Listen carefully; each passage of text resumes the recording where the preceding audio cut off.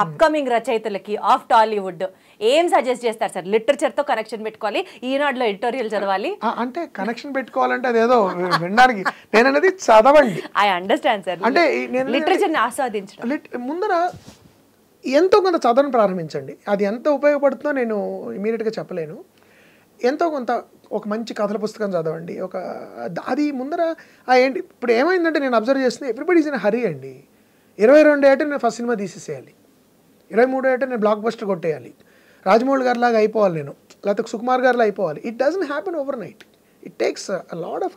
రాజమౌళి గారు ఎప్పుడు స్టార్ట్ చేశారు, ఆయన ఎంత టైం పట్టింది ఆయనకి అడుగు అంటే అలా కమర్షియల్స్ ఒక టైప్ ఆఫ్ సినిమాని తీసుకుంటూ స్కేల్ పెంచుకుంటూ వస్తే ఇప్పటికైనా అంత పెద్ద స్కేల్లో చేయగలుగుతున్నారు. You can't do it overnight. So వీళ్ళకేంటి దానికి చాలా శ్రమ ఉంటుంది, కఠోర శ్రమ ఉంటుంది, కాన్సన్ట్రేషన్ ఉంటుంది, బోల్డ్ అంత వర్క్ ఉంటుంది, గ్రౌండ్ వర్క్ చాలా చేయాలి ఆయన.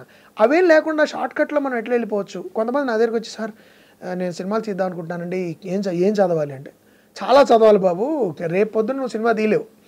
ఇంకోటి, don't be in a hurry. ఇప్పుడు ఏమైందంటే కాంపిటీషన్ పెరిగిపోయి జెన్జీకి they want to retire by 40. Correct.